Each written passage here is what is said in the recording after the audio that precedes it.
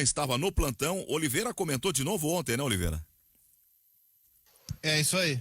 É isso aí. Então vamos começar por ti, meu bom, meu rei, como diria na Bahia. Vamos lá, meu chegado, como diria Mário Lima. Meu chegado, meu maquinista, enfim, vamos lá. Não foi uma boa atuação do Inter. Vamos começar por aí. Não foi um bom jogo do Inter. Mas o Inter também não jogou bem contra o Pelotas e não perdeu. É verdade. A gente começa também a analisar mérito do adversário. Mas contra o Pelotas, num jogo em que o Inter não foi bem, eu estou falando do jogo da última semana, ele teve em alguns momentos uma lucidez, um funcionamento coletivo que não conseguiu ter ontem. Ontem o Inter não foi um time envolvente em nenhum momento. O que não quer dizer que tem que pegar os jogadores de ontem e mandar todo mundo embora porque é um bando de perna de pau. Não, calma, tem muita coisa boa ali. Tem muita coisa boa ali mesmo, tem cara muito bom para ser lapidado. Mas ontem algumas coisas não funcionaram. A gente pode analisá-las uma a uma ao longo do programa. A primeira foi funcionamento de meio campo. O Fábio Matias fez uma alteração ontem, e eu entendo, eu não vou culpar o técnico, eu acho que rodadas iniciais de campeonato estadual servem para isso mesmo, tá? Para os grandes, para fazer experimentos. Ele tentou. Ele colocou o Johnny, que vinha tão bem num tripé atuando à frente, ele colocou o Johnny numa primeira função, que ele também sabe fazer, e mal ele não foi, para colocar o Fabrício no time, para enxertar, para acrescentar o Maurício no time. Maurício, jogador trazido ano passado junto ao Cruzeiro. E eu ontem até peguei um pouco pesado com o Maurício na jornada, mas eu acho que é por aí. A única coisa boa que o Maurício fez pro Inter até agora foi na negociação que ele veio, o pote que ele saiu do Beira-Rio. Foi só. Porque a apresentação dele, Maurício, até agora não teve nada que o credenciasse a receber mais oportunidades. Ontem ele jogou por dentro. Ele jogou nesse tripé mais à frente, recuando. O Johnny não funcionou. Foi discretíssimo o Maurício, imperceptível no jogo, invisível no jogo Maurício. Tanto é que saiu no intervalo e ninguém nem notou a sua saída. E o Johnny foi recolocado a uma função mais à frente para o Lucas Vital fazer aquela primeira. Mas o São Luís foi um time que é muito mais experiente, muito mais rodado. Ontem nós falávamos na jornada de vários caras do São Luís com passagem por Série A e Série B de Campeonato Brasileiro. E aí, Renan Rocha, goleiro, jogou Série A por Atlético Paranaense e Vitória, Leandro Leite, Juba, enfim, Hugo Almeida, vários. Um time bem treinado pelo Paulo Henrique Marques, um time que se propôs a jogar no erro do Inter. Como o Inter errou demais, ele proporcionou ao São Luís o jogo que ele, São Luís, queria. E ele acabou saindo do Beira-Rio com a vitória no último minuto, numa infelicidade, o gol contra do Thiago Barbosa. O Guimarães acompanhou o jogo porque ele também estava na jornada como plantonista, mas ele é da equipe de comentaristas nosso coordenador. Eu queria ouvi-lo nessa largada de programa. Te decepcionou a garotada do Inter ontem, ô Guimarães? Nem vi os gols. Nem os gols, é? Era plantão, cara. Plantão em home office é o seguinte, ó. Primeiro que eu não tenho mais essa imagem, então eu me mudei, eu não tenho mais TV fechada. Essa é a primeira coisa. Quando eu vejo jogo em TV fechada, eu vejo pelo streaming. Se eu abrisse o streaming do jogo, eu não cuidava o outro jogo que eu tinha que informar, entendeu? Era o Novo Hamburgo? Não, era o Pelotas e Ipiranga. Eu vi tu dando a informação do Novo Hamburgo com Covid, 9 casos. O Novo Hamburgo foi às 10. O Novo Hamburgo foi às 10. Então eu não tinha muito o que fazer. Desculpa, eu posso falar meio que assim, tá, eu vi os gols depois, tá? E li algumas coisas e peguei o que o Oliveira disse, só que eu não tinha como acompanhar no minuto a minuto, né? Aliás, excepcionalmente ontem em plantão, tá? Porque também não se acostumem com isso, porque é difícil pra caramba, viu? Pô, é mais difícil que comentar, cara. É trabalhoso, né? Pá, é mais difícil comentar, sair exausto da jornada. Os repórteres acham que o mais difícil é fazer a reportagem. Não, eu achei o plantão muito difícil. Parabéns ao Eurico Quadros, é uma coisa exaustiva assim, eu saí... Que tava brilhante na reportagem. Morto. Oi, o Eurico muito bem na reportagem. E eu saí morto do plantão, saí acabado. Mas também porque eu acho que eu apresentei os programas. De qualquer forma, é o seguinte, ó. A única coisa que eu não gostei depois do jogo, tá? Porque eu tô meio confuso, assim, com o pensamento do torcedor. Embora não seja um pensamento muito bem, assim, racionalizado, muito bem conectado, muito bem amarrado na maioria das vezes, eu ainda tento algumas coisas. Estou generalizando, mas o chapéu tem que servir só para alguns, tá, gente? Não fiquem bravos comigo, por favor. Porque ontem, entrei em rede social, fiquei ontem com a minha bunda quadrada, né, Zé? Pô, fiquei aqui das 4 até as 11 da noite, horror. Mas vamos lá. E aí, claro que usei rede social. Calma que amanhã vai ser pior. Não, amanhã é melhor porque tem uma pausa, Oliveira. Tem uma pausa. É verdade. Tem uma pausa. Segue. O outro foi o repórter esportivo emendando com a jornada e pausa foi de 10 minutos só. Então, amanhã é de 1 hora. Aí, olhando a rede social e vendo caras que colocavam o seguinte no ano passado: tem que usar a base, tem que usar a base, tem que usar a base.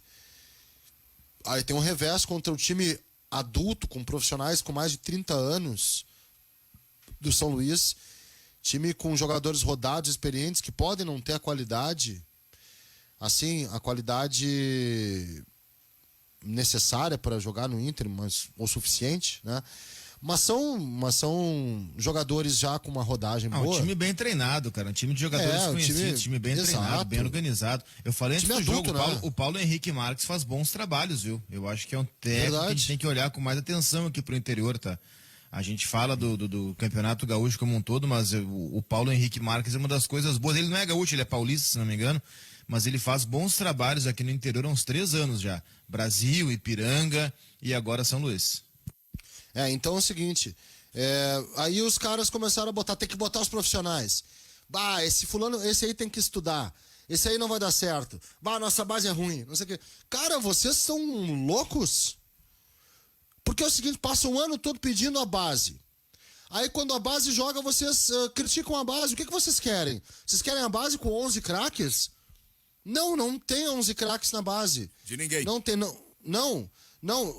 Como assim não tem ninguém? Na base de ninguém tem 11 não craques. tem 11, desculpa, claro. Não tem 11 de ninguém, nem no Barcelona. Ninguém. Nem no Barcelona. Não tem 11 craques. Tu tem um trabalho de peneira, um trabalho de filtro, um trabalho de captação. E os caras ontem já estavam pedindo a volta dos profissionais. Mas deixa eu dizer uma coisa, Guimarães. O time do Inter. Já estavam defenestrando os jogadores jovens. O que é isso? Tem coisa muito boa nessa base do Inter aí, tá? Tem coisa muito boa. Esse é um grande problema de avaliação de imprensa, de torcida. Eu vou tirar a direção dessa porque a direção está chegando agora.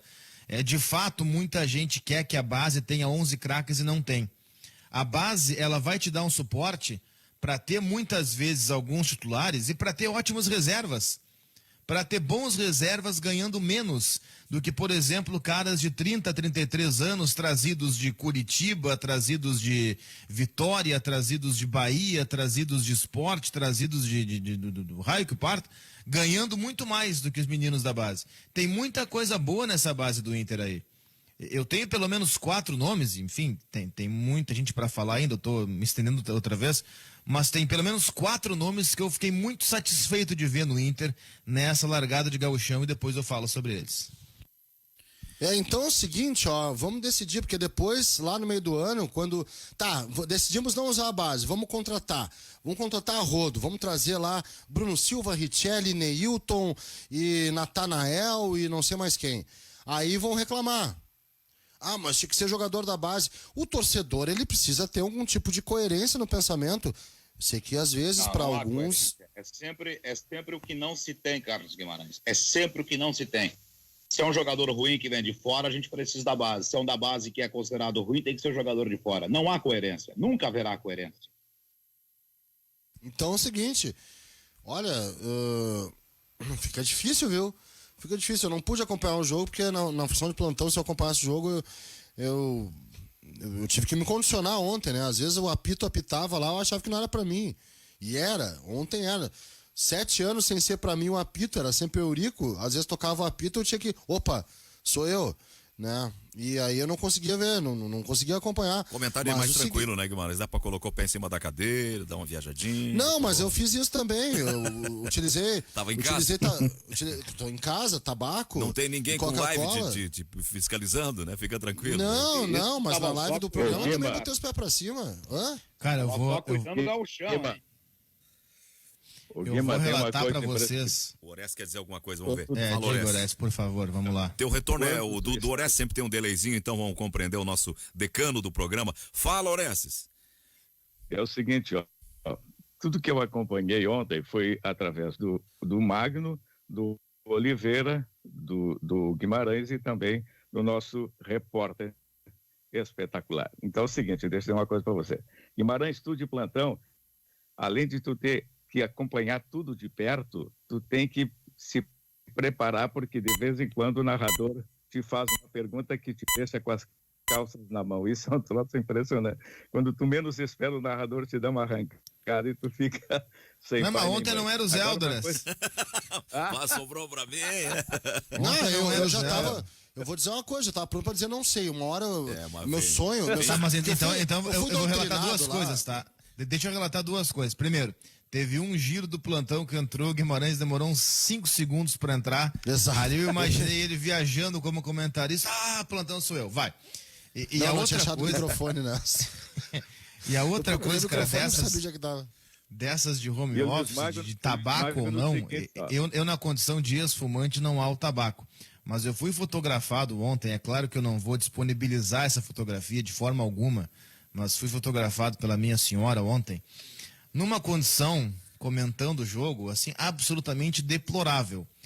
Sentado na cadeira com um calção curto, aquele short curto de futebol, sem camisa, pois estava calor, ostentando um sobrepeso extraordinário, né, o tecido adiposo por sobre o sofá, tomando um refrigerante, quase caindo em cima de fios e coisa, com muito cuidado, equipamento, aquela coisa toda.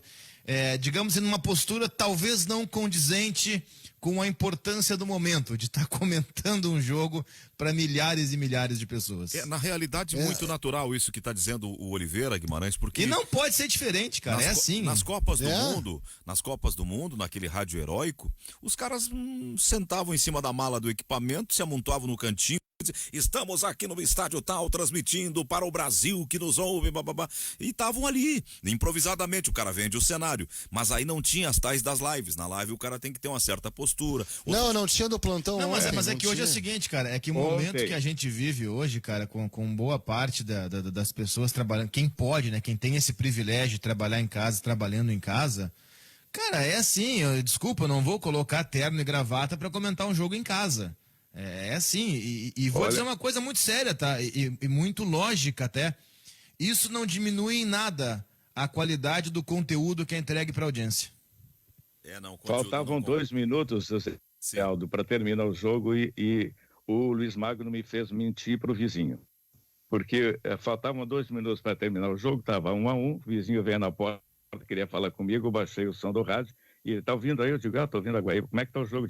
Eu digo, terminou 1-1. Aí o vizinho saiu, levantei o volume e estava 2-1 para o São Luís. É sacanagem. Mas Eu não menti nada. Mas ontem... Eu não menti absolutamente nada. O jogo que acabou sendo desse jeito, Orestes, por favor. Um gol contra 10, aliás, um gol tomado com o time jogando com 10 no último minuto é uma coisa assim trágica. Eu não acho trágico. Que trágico o quê? Nada trágico. Vamos deixar a gurizada errar também. Por que a gente tem uma condescendência maior com outros? A gente critica tanto o Renato Portaluppi por botar a gurizada na fogueira e falar publicamente de PP, de Jean-Pierre, de Ferreira e etc. E não falou uma vírgula de Paulo Miranda, de Thiago Neves, de Robinho, de sei lá mais quem. Vamos deixar a gurizada errar, não é trágico não. Mas o menino que fez o gol contra um time jogando trágico. com 10 em casa, não é trágico. No último minuto é uma tragédia sempre. Não, que tragédia? Nada, é uma infelicidade que tem que ser trabalhada na cabeça do menino para que isso não traumatize ele pro resto da carreira, para que isso não seja um fardo para ele. Não vamos tratar como tragédia o menino ter cometido o primeiro erro profissional. Quantas partidas o Thiago Barbosa tem como profissional? 2, 3? Só? E a gente já vai tratar como uma tragédia? Eu acho injusto. Eu tô falando de um contexto, né, Guimarães? Eu não tô particularizando ele. Eu tô falando de um contexto. Não, essa palavra não é legal. Tu tá jogando em casa, jogando com um time que tem 10, um zagueiro expulso. Tu tem que estar atacando esse adversário. Tu não tem que estar lá atrás se defendendo mal. Ok, eles vão aprender. Erro, infelicidade, não tragédia. Por muito menos um garoto não consegue render o restante da carreira. A gente tem que parar, a gente tem que ter sim uma visão diferente a respeito de começou ontem e de quem tá um tempão nessa vida enganando, jogando, tirando dinheiro dos outros, jogando como nômade, sem render, sem entregar porcaria nenhuma. Mas não está se fazendo isso, né, Guimarães? Absolutamente nada. Não, eu tô fazendo isso sim. Eu tô fazendo isso, eu tô tentando dizer o seguinte, que esses garotos que ontem cometeram erros e que tiveram essa infelicidade, especialmente o Thiago Barbosa, ou outros, o Peglo eu sei que perdeu um gol feito, parece ontem também, né? Aconteceu Perdeu. isso. Pois é, que eles O Peglo tava precisam de se... férias. Tá voltando, aí dá pra O compreender. Peglo tem 18 anos, Que férias, ele tem Mas 18 para, anos. só um pouquinho, vamos acalmar. Não dá, tem 18 anos, pode ir pra beira da praia, se reunir, fazer junção, não sei o quê. Não, dá pra junção não pode, junção não Não pode, dá pra não compreender pode. tudo como natural, Carlos. Tu tá jogando contra Não, um aí time... é outra coisa, Tu tá jogando aí é outra contra um time coisa. que tem 10 homens, teve um zagueiro expulso, tá na tua casa, é no último minuto e tu tá lá atrás se defendendo e faz um gol contra. Nesse contexto, E aí, me parece tu vai tem querer erro, saber sim. por que que tu... Claro que tem erro. Aí por que que tu acha que aconteceu isso? Ô, Carlos, Ah. o gol do São Luís saiu numa arrancada agora não esqueci o nome dele aqui. Até nem tinha anotado o nome porque ele tinha entrado no jogo e nem... O João Marcos pela direita, o rebote de bola E- parada. Ele arrancou, foi lá pelo lado direito, passou pela marcação do Léo Borges, chegou, cruzou para a área e aconteceu o gol. O São Luís não estava pressionando. Foi a legítima fatalidade. Ela bola parada. Além de ser um gol contra, com o único momento que o São Luís chegou naquele finzinho ali. Era uma bola uma parada, fatalidade. Marcos. Era um escanteio pela esquerda, teve o cruzamento, a zaga do Inter afastou, e aí no rebote a bola caiu pro lado direito, tá? O lado oposto em que foi cobrado o escanteio. E aí o João Marcos, que havia recém-entrado, não tinha dado tempo nem de anunciar a troca, ele tinha recém-entrado, primeira bola dele no jogo, ele pegou esse rebote, foi pro fundo e cruzou. E aí no cruzamento, o Thiago Barbosa, que também recém tinha entrado, naquela quase pataquada ali do Matias, que faria 6 trocas, e acaba fazendo o gol contra. O que o Guimarães quer dizer, e ele tem total razão, é a seguinte: não é porque o Inter perdeu um jogo em casa com um gol contra do Thiago Barbosa que a gente tem que pegar o Thiago Barbosa, colocar uma faca no pescoço dele e rescindir o contrato. Não é porque o Inter perdeu um jogo em casa que tem que pegar a gurizada que jogou ontem e mandar todo mundo pra rua e na fila pedir emprego. Não é isso. Derrotas, instabilidades, elas vão acontecer.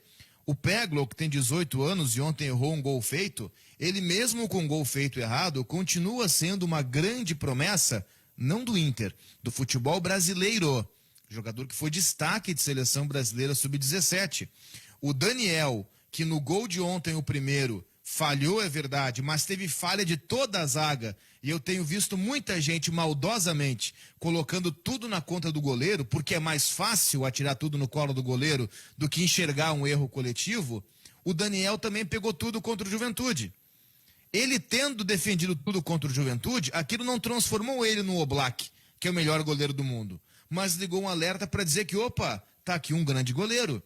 A falha que ele teve contra o Pelotas não transformou ele no goleiro do Ibis, mas ligou um alerta para dizer, opa, embora aqui tenha um grande goleiro, vamos dar mais minutagem para ele. Daqui a pouco pode não estar pronto ainda. Ele tem 26 anos e o Inter nunca deixou ele jogar. Ele não tem 10 jogos, não teve 10 jogos no profissional. Então a questão era essa. Esse time do Inter tem muita coisa boa. Não é porque perdeu para o São Luís, que foi trágico, foi miserável, manda todo mundo embora. Tem coisas boas. Tem coisas ruins nesse time também, claro que tem. Mas tem coisas boas que a gente não pode fechar os olhos. Eles são jovens, eles são meninos, eles estão recebendo oportunidades. E a gente que tanto cobra, com razão, oportunidade para os jovens, a gente agora tem que deixar eles aproveitarem as chances. Mas não pode ser tão condescendente com o erro, Horácio, porque esse pegar a folha desses guri do Inter é 3, 4 vezes mais que a folha dos caras do Ijuí. O Sandro não vai gostar do que eu tô dizendo, mas o time do Inter tinha obrigação de ganhar do São Luís jogando dentro do Beira-Rio. Não tinha, o time sub-20 não tinha, desculpa. Ok, Orestes, com o reforço do Yuri Alberto, melhoraria. Tô pegando só o Yuri Alberto, não tô nem pegando o Peglo e o Maurício. O Maurício não entendi ainda qual é do Maurício. Eu ainda vou ter que pensar um pouquinho melhor, porque eu ainda não entendi qual é a do jogador, o que ele faz, né? Eu não entendi ainda. Eu confesso que eu tô com dificuldade de entender esse jogador. Tira um cara Mas, de enfim, Belo Horizonte com 20 anos de idade, 18, sei lá, e Tá, leva isso para aí uma é- outra cidade, para um outro ambiente, para um outro lugar, onde todo mundo é estranho, onde o clube em Pode que ele ser. tá, talvez não tenha um ambiente. Mas ser. aí me desculpa respeitosamente, tu sabe que é com respeito que eu vou dizer, divergir de ti dizer o seguinte, tu tá sendo mais condescendente com o Maurício, que tem mais idade, que é mais experiente, que é mais rodado, que jogou muito mais e rendeu muito menos, do que com os guris que tem menos rodagem e erraram menos do que ele. Eu já ouvi o Maurício em alguns bons momentos com o Inter. Eu já vi o Maurício tendo bons momentos. Eu acho eu que não esses vi. bons momentos são bem Eu não vi. abaixo. Eu vi o Guilherme Pato melhor que o Maurício, jogando mais que o Maurício. Esse tá? sempre tá bem. É, Esse contraria a ideia de que tem que ser compreensivo porque são jovens. Ele entra, tem personalidade, é guerreiro, é peitudo, é raçudo, Mas, não se Zé, entrega, as joga até pessoas o são último diferentes, minuto. Claro cara. que sim. As pessoas têm...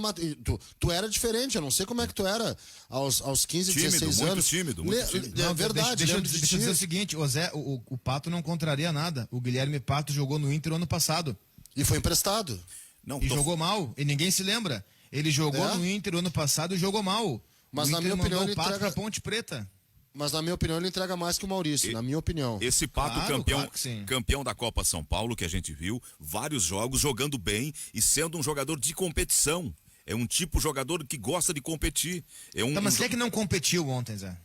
Mas para perder pro São Luís de Juiz em casa, aos 48 do segundo tempo, é porque não competiu. Zé, direito, mas não. foi erro. Como é que a gente vai tratar como inadmissível algo que um menino de 18, 19 anos está fazendo? Não pode. Eu lembro de ti, não lembro tu com Quero fazer 15, uma mas com pergunta. 19, 20, viu, Orestes? Tu lembra muito bem. José Aldo Pinheiro, cabelo sempre fora do corte, tentando se adaptar à vida da capital com um paletó 3 números acima do que ele vestia, monocelha, sim, monocelha, Zé Aldo era monocelha, não possuía divisão nas sobrancelhas, era monocelha, estava sempre no ar, ele falava contigo estando no ar para impressionar, não só a nós, mas também as menininhas que Zé Aldo porventura tentava conquistar numa época dura, numa época difícil, e olhava para o seu ídolo, Armindo Antônio Ranzolin, e com uma lágrima, apenas uma escorrendo no lado esquerdo, e nervoso, tentava viver naqueles dias de luta na Porto Alegre dos anos 80, em que José Aldo Pinheiro, um moço do interior, jovem e monocelha, tentava vencer na vida com timidez, mas com uma rapaz voz que latino-americano. impressionava. Exatamente. Mas Pouco era- dinheiro no bolso, pouco dinheiro no bolso, mas uma voz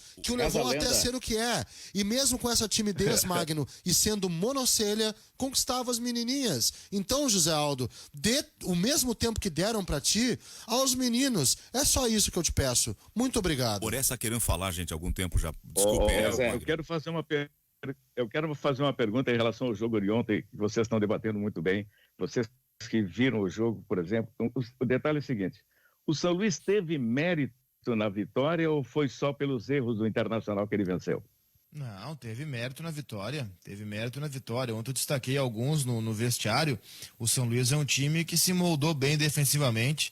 2 linhas de marcação muito próximas. O Leandro Leite fazendo uma proteção boa da defesa. Falem do Leandro Leite. O Paulinho Santos, segundo volante. ele não levou colando cartão o Lucas Leandro Ramos. Leite, hein? Não levou cartão. O Paulinho Santos, melhor em campo, segundo volante, ele colou várias vezes no Lucas Ramos, não foi marcação individual, mas ele estava na mesma zona do campo. Paulinho Santos teve muita atenção, muito cuidado para pegar o Lucas Ramos, que era a principal válvula de escape do Inter por dentro. Ontem não foi tão bem assim, mal ele não foi, tá? Mas também não teve todo aquele destaque o Lucas Ramos, porque o Paulinho marcou muito bem, o capitão do time do São Luís. E quando teve contra-ataque, Ariel bem aberto pela esquerda, Juba bem aberto pela direita, o Gustavo Xuxa, que se machucou no fim do primeiro tempo, mas foi muito importante, inclusive na construção do primeiro gol. Na frente, se movimentando bastante no comando do ataque, o Hugo Almeida. Então, o São Luís, ele teve mérito, sim, ele teve mérito, não foi? A gente, claro, está abordando mais o Inter por razões óbvias, porque a gente sempre avalia mais o Inter e o Grêmio, é natural. Mas é claro, o adversário teve mérito também. O Magno queria dizer, eu tentei ordenar porque o Orestes já vinha há algum tempo pedindo a palavra. Por favor, Magno, desculpe aí, vamos lá. Apenas voltando à questão da tua vinda para Porto Alegre, em 1984, José Aldo Pinheiro. Reza a lenda, e O Ouro e Prata que tu embarcou na rodoviária de São Luís, hoje, Corpo de Bombeiros, lá de São Luís Gonzaga, o prédio está sendo utilizado, e você fez a locução da partida do ônibus para Porto Alegre e embarcou no mesmo para nunca mais falar naqueles alto-falantes. É a realidade? Conversa deles. Não é. Atenção, Então- passageiros, neste momento vai partir o Ouro e Prata para Porto Alegre, box número 2, estou embarcando nele, adeus. Não, Sim, essa época ele não saía do ar. Guris, olha Falava só. com o Zé, viu, Orestes? Tu falava com ele e perguntava assim: fala, Zé, tudo bem? Ele: tudo bem? Como é que tá? É aquele cara que não sai do ar. É aquele cara que não saía do ar. A conversa das criaturinhas. Mas é isso aí, isso e é uma as pessoas verdade. tinham condescendência Não, contigo. Teus ídolos. Isso é uma verdade. Orestes, Ele chegou e disse para mim, para Helena, Orestes e Helena, eu posso falar com vocês? De claro, Zé. Claro, Gilmar Medeiros. E daí ele disse assim: preciso de um padrinho ou uma madrinha, e vocês são meus amigos. É um prazer enorme ser padrinho e madrinha dessa voz maravilhosa, espetacular. estão Esse guri tirando onda, fantástico que sempre foi. vocês estão tirando onda, mas assim, ó, nós estamos discutindo um negócio bem relevante, gente, porque agora vem um processo de renovação no Inter, em que a base terá preferência ao que se pronuncia. Então essas discussões serão muito presentes no nosso dia a dia. Qual é o limite da tolerância, da compreensão, do apoio, do suporte Zé. para com os jovens? O rapaz que entrou, e eu falei que ele olhava para baixo, agora eu tô entendendo. Ele tem 1,96 m. É natural de Minas Gerais, tem 20 anos. 20 O limite da compreensão, desculpa te interromper, mas vou entrar em cima da tua fala, agora sério, tá? A compreensão, a tolerância, isso aí tem que acontecer, tá? O que depois também deve acontecer é o filtro, né? É o filtro de poder, o Thiago Barbosa, o zagueiro, eu até acho, numa boa assim, que talvez ele não tenha uma vida no Inter. É difícil jogar no Inter, gente. O cara pra jogar no Inter tem que ser bom pra caramba. Pra jogar no Inter e no Grêmio tem que ser bom pra caramba, tá? O cara que é mais ou menos, ele não tem uma vida longa. O cara da base que se cria em Grêmio e Inter é porque ele é muito bom. Ele é muito bom. Nós temos que ter essa régua lá em cima. Então, se tem aí no time titular o Rodrigo Dourado, se tem o Heitor jogando, se tem Mas aí são duas coisas, Carlos. Fux. Diga, Magno. São duas coisas. O cara que se cria na base do Grêmio e do Inter, são dois processos. O primeiro é justamente na base, ser um destaque na base para merecer chegar ao profissional de Grêmio e Inter. E aí vem o processo mais difícil ainda, que é se firmar nos times principais de Grêmio Internacional, porque a maioria vai ser emprestada para o interior do estado, para o interior do país, algum clube de Série B, para talvez depois, como foi o caso do Pato, retornar para o Inter e tentar mostrar um resultado. São dois processos. O primeiro da própria base, se destacar ali, e depois conseguir um espaço no time principal do Internacional ou do Grêmio. Mesmo assim, para se firmar é muito difícil. Então, como o Inter está colocando toda a base, essa gurizada, em boa parte, não vai jogar no time principal, tá? Não vai jogar no time principal. O que tem que acontecer ali é uma peneira, uma filtragem para que se tenha um abastecimento de grupo, na maioria das vezes. Então o Thiago Barbosa possivelmente não tenha lugar. Ele vai concorrer com o Moledo, com o Vitor Cuesta, com o Pedro Henrique, que está na frente dele, o Zé Gabriel está na frente dele, o outro menino que é titular, o João Félix. Os caras estão na frente dele. E ele vai ter que bater com esses caras. Então é muito difícil, né? É complicado isso. Ele vai ter... Só que a gente tem que ter essa tolerância, esse cuidado de entender o seguinte, ó. O emblema, o clube internacional tem a obrigação de ganhar do São Luís em casa, é verdade. Mas eu fico pensando, será que jovens que talvez não tenham uma vida como profissional no Inter, eles têm a obrigação de ganhar do São Luís adulto? Será que eles têm? Eu acho que a circunstância do jogo de ontem indica positiva a resposta nesse caso, Guimarães. O São Luís, vou repetir o cenário, porque estou sendo cansativo, mas é o cenário que eu tenho. Jogava com 10 homens, tinha tido um zagueiro expulso, o jogo era no Beira-Rio, o Inter tinha 4 titulares, não era um time miserável exatamente, é um time de jovens que estão tendo uma oportunidade diante de um técnico que está chegando, prometendo aproveitar jovens, e ele estava no estádio, e o Inter cedeu uma derrota, cedeu uma vitória para o adversário no último minuto, por uma tecnia de movimento do zagueiro. Quando o cara é jovem, ele tem que desde jovem aprender que não se trabalha com os pés em cima cima da mesa que tem que ter postura. Um zagueiro, quando recebe um cruzamento para a área, não pode fazer aquele movimento deixa que eu ele entrar fez, aí, porque jogar tu falou para de mim trás. porque eu ponho. Queria dizer que eu ponho, eu vou continuar pondo, tá? Tô na minha casa, eu vou continuar botando. Aí tu não tem nada a ver com isso, correto? Não, nós estamos falando de trabalho, Guimarães, não estamos falando da tua vida pessoal, estamos falando de trabalho. Inclusive quando eu tô trabalhando, Zé. Estamos falando de trabalho. Eu acho que... Eu tô falando de essa tua visão aí, que é uma visão bem, assim, caretona, inclusive... você tem que aprender do isso. teu ponto de vista, né, careta? Do teu ponto de vista. Exato, o meu ponto de vista. Porque sou eu que tô falando, vai ser o meu ponto de vista, né? Não, Quando é porque fala, é o teu. é que pode não ser careta para outros. Mas nós estamos falando do zagueiro do Inter, não estamos falando de ti. Estamos falando do zagueiro que tem que ter postura. Tem que ter postura. Tocou no assunto da postura, mas o seguinte, deixa eu dizer só uma coisa. Eu não teve nenhum problema de postura ontem, só um pouquinho. Exato.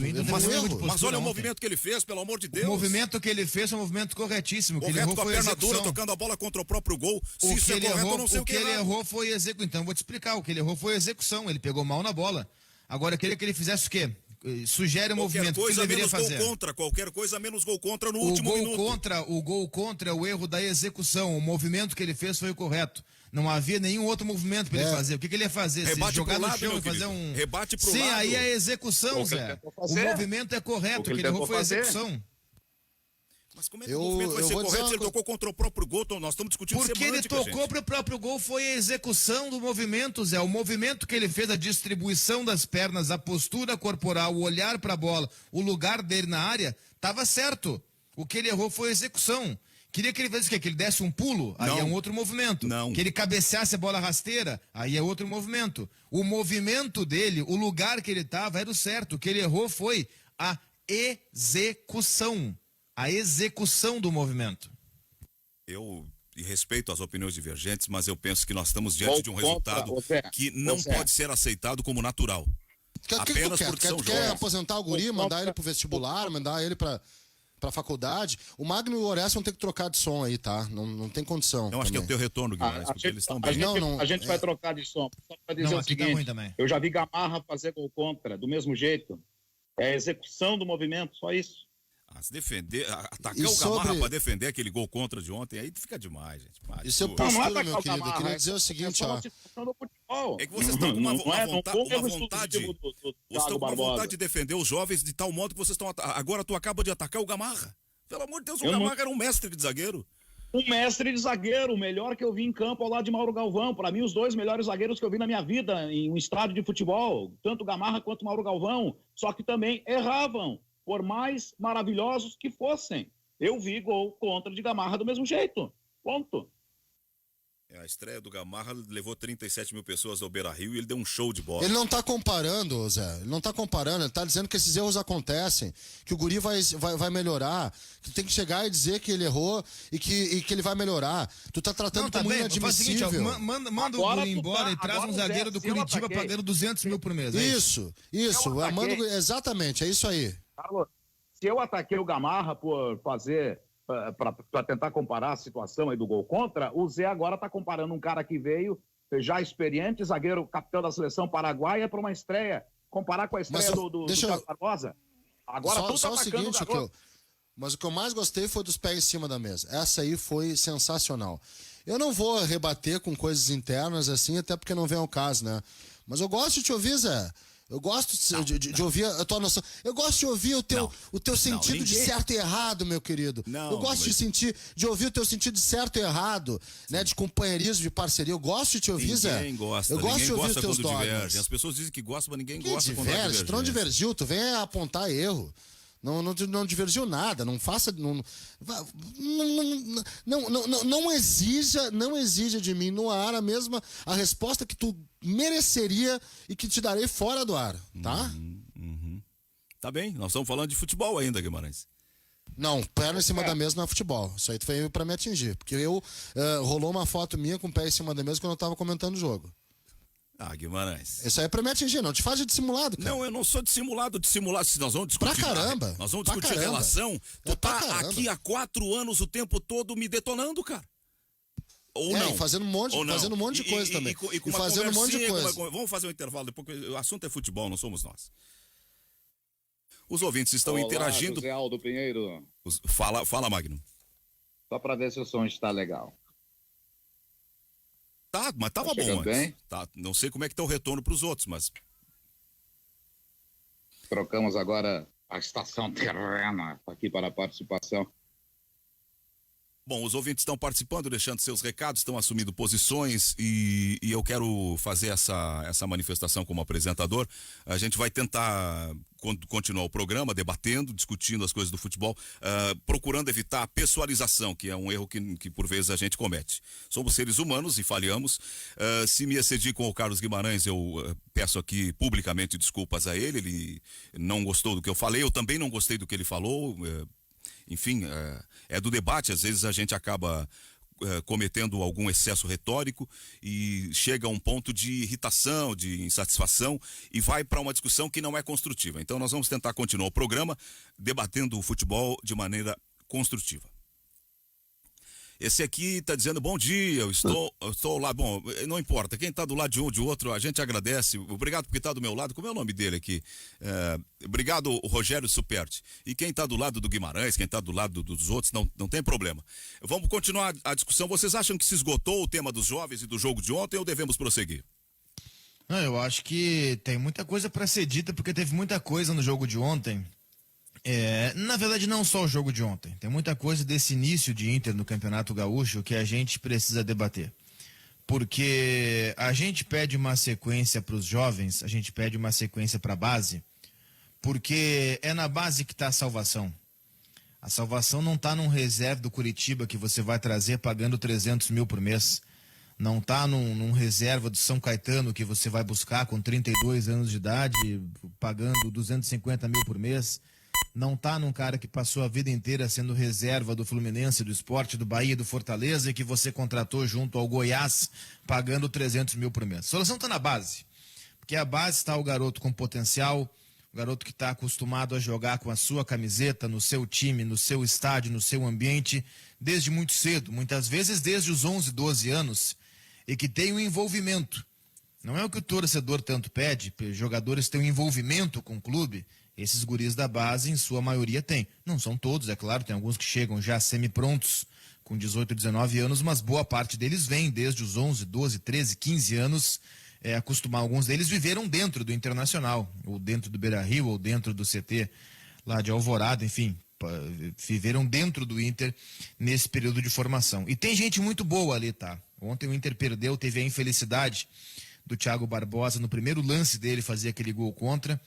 Mas eu vou dizer mais, o Thiago Barbosa, ele era o zagueiro do Inter, junto com o Carlos Eduardo, e depois tinha Pedro Henrique, enfim, teve uma variação ano passado na Copa São Paulo, não lembro quem começou e quem terminou, mas eles variaram, um deles foi chamado ao longo da competição para treinar com o time do Cudê na época. Eu acho o Thiago Barbosa mais promissor do que Pedro Henrique, por exemplo, mais promissor do que João Félix, que nesses primeiros jogos eu não gostei, e é natural que não tenha gostado. Porque nesse time do Inter, campeão da Copa São Paulo do ano passado, em que o Guilherme Pato era titular, o Guilherme Pato começou a ter chance no time principal e não correspondeu. O que é que fez o Inter? Emprestou o Guilherme Pato para ele jogar, já que ele não conseguiria jogar no Inter, para ele ganhar a famosa minutagem, para ele ganhar experiência, ganhar corpo, ganhar terreno e em outro lugar. E ele foi jogar uma Série B pela Ponte Preta. E ele voltou... Agora, ele é o mesmo jogador. O Guilherme Pato de hoje é o mesmo Guilherme Pato do ano passado.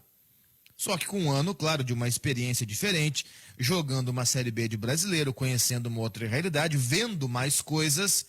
E ele voltou no Inter e, ao contrário do ano passado, agora ele começa a agarrar essa oportunidade. Ele jogando como meia esquerda foi bem. Ele jogando como meia-direita, como foi o caso de ontem, também foi bem. Não foi maravilhoso, não foi extraordinário, mas foi bem. O Johnny, eu vou dizer uma coisa para vocês, o Johnny, caso alguém não tenha notado, ele não tem... Até pesquisando aqui os garotos, ó, que o Cudê chamou ali para aquele retorno de gauchão, Lucas Ramos, Leonardo Ferreira e o Matheus Monteiro. Esses jogadores ali em julho. Mas se você está se referindo a alguém que foi chamado antes, não encontrei ainda aqui, viu, Oliveira? Não, antes o próprio Pato. O Pato jogou em março. O Pato jogou em março no Inter ainda. Isso. Antes de parar o Campeonato Gaúcho. Mas voltando. Cara, onde é que eu tava mesmo? Falou. Eu falei do Pato e daquele time do Inter, da experiência desses garotos. O Johnny. O Johnny, caso alguém não tenha notado, ele não tem nem 20 anos. O Johnny tem 19. O Lucas Ramos tem 20 anos e está agarrando muito bem essa chance. Para mim, o mais promissor desses jogadores de linha do Inter é o Lucas Ramos. 20 anos. O Guilherme Pato, 20 anos. O Johnny, ele tem 19. 19 anos. E olha quanta coisa boa ele já começa a apresentar. Então, assim, ó, se estabeleceu uma comparação. Deixa eu ficar dentro do Inter. Do Johnny com o Rodrigo Lindoso, o Rodrigo Lindoso ganha, eu não sei, eu vou simplificar, eu vou chutar, mas eu acredito que o Rodrigo Lindoso deva ganhar um salário 6 ou 7 vezes maior do que o salário do Johnny. Quem é que te entrega mais? É o Johnny. Para mim, aí está a resposta de por que se deve investir na categoria de base. Porque você tem um retorno maior, com um jogador melhor, mais jovem e que ainda por cima vai te dar um retorno financeiro caso venha a ser vendido no futuro próximo. Oliveira. Pedro Henrique foi chamado e também o Prachetes foram os primeiros que vieram para o time principal. E o Thiago Barbosa também. Esses os primeiros jogadores ali junto com o Pato que passaram a integrar o profissional. Agora, esses meninos, eles vão ter continuidade ou ali na frente já, quem sabe até na próxima rodada, os jogadores considerados titulares do Internacional vão começar a jogar no Campeonato Gaúcho?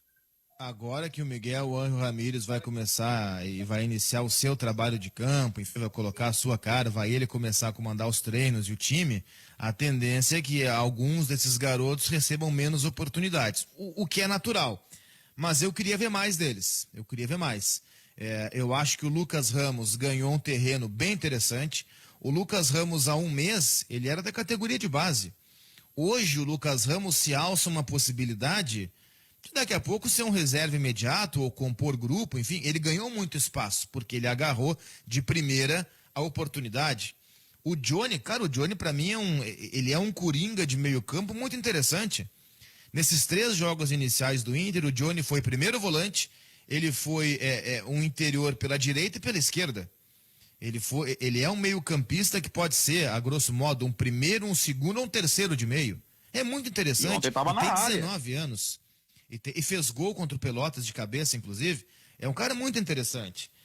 Eu quero ver mais o Thiago Barbosa, quero sim, porque eu acho que seria maldade com ele, inclusive, deixar a última impressão ser a do gol contra.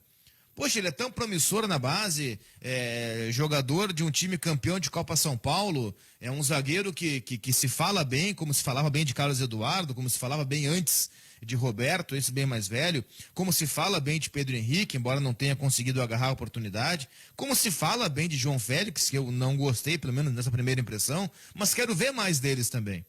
Então, essa gurizada a gente tem que ver. Eu queria ver mais tempo eles no time, sim. A forma como vai fazer a promoção dos jogadores é que a gente tem esse momento que está começando o campeonato, em que o principal está de férias, é normal, é natural e inevitável que utilize 100% praticamente dos jovens. Mas o modelo ideal proposto para fazer a introdução e a permanência com êxito dos jovens é o modelo mesclado. A história tem mostrado isso. Tem que fazer um trabalho de acolhimento dos jogadores, de afirmação dos jogadores. Tem que criar um sistema para permitir que eles potencializem as suas qualidades. Eu tenho o sentimento que esse treinador, não vi todos os jogos, vi muito pouca coisa assim para fazer uma avaliação aprofundada, mas do pouco que eu vi da equipe que ele treinava lá no Equador, ele faz exatamente isso. Ele promove, dá confiança e permite que os jogadores jovens que têm qualidade se afirmem. E a partir disso ele aproveita essa boa energia dos jovens para fazer um futebol com dinâmica, com velocidade, com troca de passes, com ocupação rápida de espaços, com saída e volta, com retorno veloz. Eu tenho um sentimento de que vai funcionar. Não sei se vai ganhar, porque ganhar com jovens, às vezes, diante de times mais experientes, não é tão fácil. Mas o Santos está aí como modelo recente para a gente observar, que aproveitou muitos jovens e andou perto de ganhar a Copa Libertadores da América, simplesmente. Mas não ganhou, embora não tendo ganhado, passou por Boca, passou por grandes times e chegou à decisão, baseado na figura da força e da qualidade dos seus jovens. Então, esse treinador tem essa missão e eu penso que vai funcionar. Mas como os jovens eles chegam juntos, do modo como chegaram agora, só eles pro time de cima, a impressão que passa é que não dá para também dizer, não, pode errar sem limites, porque tá tudo aceitável, tudo tolerável. Senão eles não vão aprender que o erro é erro e que o acerto é acerto e que no profissional o índice de acertos tem que ser muito maior que o índice de erros. A minha observação é nesse sentido. O grande problema é a gente apontar o dedo para o jovem como se ele não pudesse errar e ser condescendente com o erro de jogadores mais rodados e veteranos, como aconteceu. Imagina se é o Daniel no gol do Inter, naquele lance do Marcelo Lomba contra o Sport. Nossa, teria uma guerra civil em Porto Alegre. Porque não pode, porque é um absurdo. E aí qual seria a justificativa? Ah, faltou experiência. Não, o Lomba é um goleiro super experiente e falhou contra o Sport. Porque a falha, ela é do jogo. A falha, ela é da vida. O narrador que está numa transmissão e erra nome de jogador, ele erra nome de jogador com 20 anos e com 70 também. O comentarista que está comentando o jogo e erra uma projeção, ou fala assim, ó, o Grêmio está muito bem no jogo, e no lance seguinte o Grêmio toma um gol, ou que fala assim, ó, não, o Inter não está jogando nada, e no lance seguinte o Inter faz um gol calando o comentarista faz isso com 20 anos e faz com 70 também. É do jogo, faz parte, é da profissão de cada um. Todo mundo erra e todo mundo acerta. Só que eu vejo assim, no tribunal que a gente vive diariamente, que é o tribunal de rede social e que é o tribunal de sociedade, que a gente não pode reproduzir esse tribunal no ar aqui, porque eu acho que jornalisticamente não é esse o nosso papel, é um tribunal que aponta o dedo na cara quando um jovem erra, do tipo de não poder permitir. Tu errou, parceiro, então tem que ser demitido, expulso e morto. Não, cara, não é isso. Não é isso. O jovem ele vai errar do mesmo jeito que o veterano vai errar. E a explicação, muitas vezes, não está na experiência ou na falta dela. O erro que um jovem comete pode ser o mesmo erro que o cara de 40 anos vai cometer. E a explicação não está na experiência. A explicação daqui a pouco está no momento, ou numa execução errada, ou até mesmo, sim, pode ser, numa eventual falta de qualidade. Pode ser, porque nem todo mundo que está surgindo é bom só por ser jovem. Tem jovem ruim também, é claro que tem. É essa diferenciação que a gente, jornalisticamente, tem a responsabilidade de fazer. Estamos agora com 11h56, em seguida tem as notícias e depois nós vamos continuar o debate. Hoje ainda tem muito assunto sobre Grêmio, houve anúncios ontem lá na Arena com a chegada do time que voltou de São Paulo, ele derrotado da final da Copa do Brasil, tem troca de comando da direção de futebol, tem anúncio de troca na comissão técnica também. O Rafael Pfeiffer apresentou uma série de notícias ontem e depois do meio-dia. Nós vamos tratar de falar sobre Grêmio. A hora certa, 11h56:30, é de Carrefour. Todos merecem o melhor. Carrefour sempre informando a hora certa aqui no debate. Bem, então vamos fazer o intervalo para as notícias. Em seguida retomamos o debate do Ganhando o Jogo pela Guaíba. Eu falei até na saída, antes do noticiário, nós temos uma questão envolvendo, na verdade, um conjunto de informações envolvendo mudanças no Grêmio. Qual é que vocês consideram a mais importante? Se comentava ontem aqui a questão da eventual saída do Paulo Luz do comando do futebol, pois ele saiu e já há um novo comandante. Vocês consideram que melhora essa troca, que o Grêmio sai ganhando com isso? Bom, começo eu aqui. Eu acho que o Grêmio precisava fazer mudanças, tá? Precisava fazer algumas coisas. Eu tenho uma opinião sobre a participação de pessoas que não são remuneradas, não são profissionais, enfim, dentro do departamento de futebol. E para mim fez muita falta um diretor executivo. O Grêmio sentiu falta de um diretor executivo. O Grêmio entregou basicamente o processo de contratações, de montagem, tudo para o Renato. E o Renato, ele atua muito com base em intuição. O que faz o executivo? O Grêmio tem um departamento de análise, né? O Grêmio tem um centro de desempenho, tem um centro de análise, que foi praticamente desconsiderado em alguns processos intuitivos do Renato. É basicamente o seguinte, ó, eu quero fulano, tá, mas Renato, o fulano não fez nada. O fulano participou do campeonato do rebaixamento do Cruzeiro e o que ele mais fez foi reclamar e vazou o áudio e tal, e as notícias são de que ele incomodou por lá. Ah, mas eu recupero. Essa é a modalidade de contratação que o Grêmio teve. Estou falando do Thiago Neves, né, para pegar um exemplo. Então, com esse tipo de modalidade, tu fica refém do sentimento de um treinador. Basicamente, fica refém do sentimento de um treinador. E estar refém do sentimento de um treinador desconsidera processos que são muito mais detalhados. Eu sei que tem uma discussão, que futebol não é científico, que futebol é emoção e tal. Isso aí é legal para gerar debate, mas dentro de um clube de futebol, as coisas precisam ser trabalhadas com planejamento, com organização e com pensamento lógico. E com pensamento de como as coisas devem se tratar. E eu acho que nesse ano, o Grêmio não atuou dessa forma. O Grêmio atuou com base na intuição. O Paulo Luz não tinha, na minha opinião, o conhecimento necessário para sacar o que o Grêmio precisava. Ele era mais uma espécie de, sei lá, cara para dar entrevista, sabe? E às vezes umas entrevistas assim sem muita condição.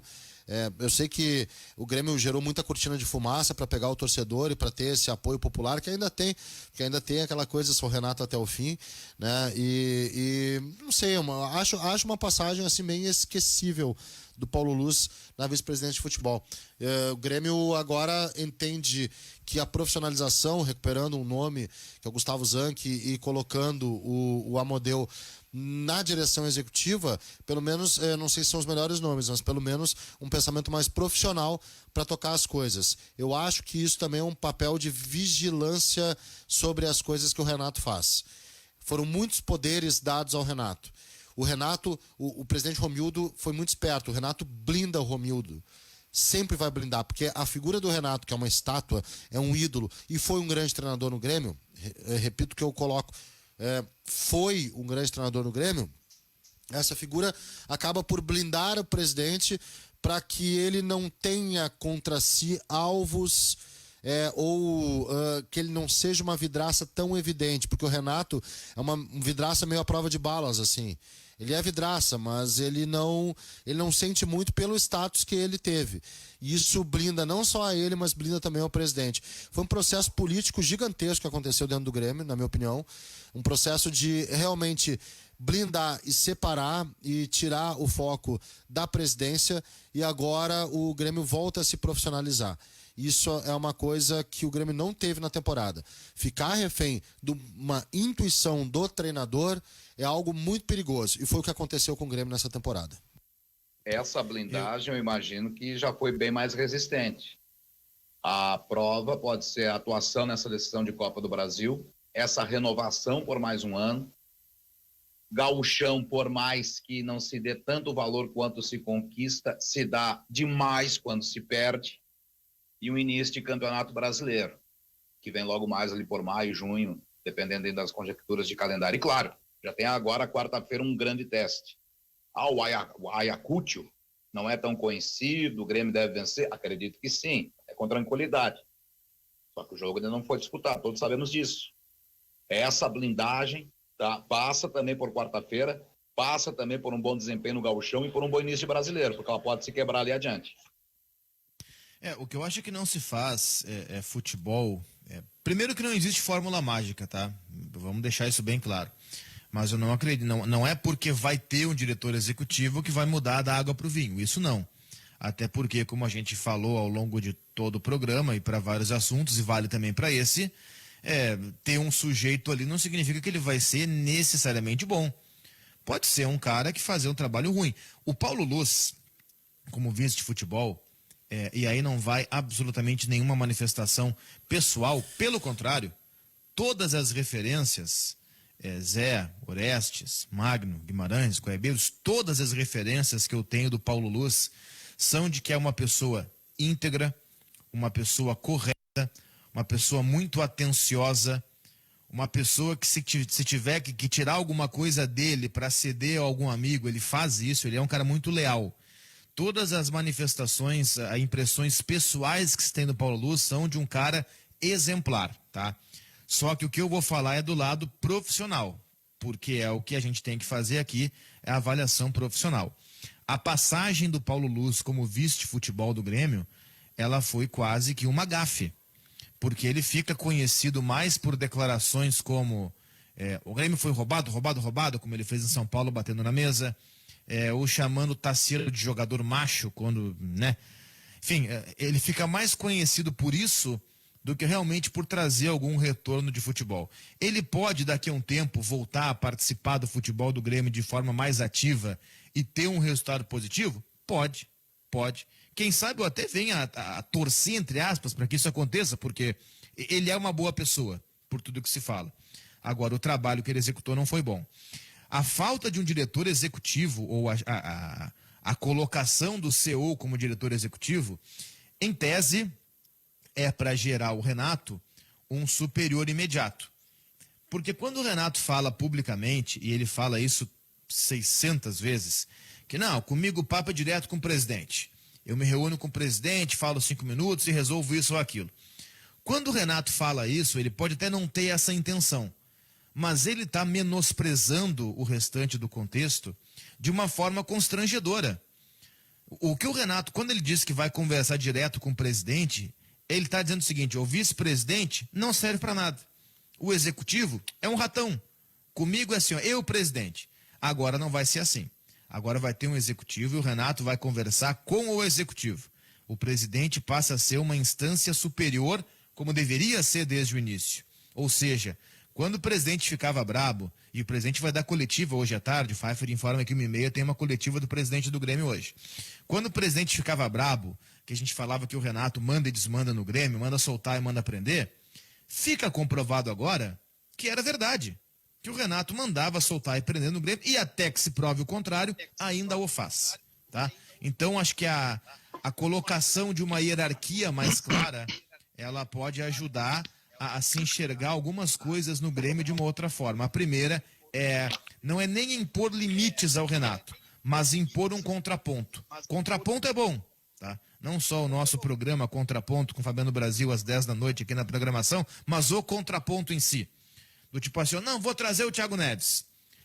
Algum executivo para chegar, não, tu não vai trazer pelo seguinte: primeiro, porque ele é caro; segundo, porque ele fez isso; terceiro, porque os números estão aqui, ele não vai render, e aí mostrar com dados técnicos o porquê que não.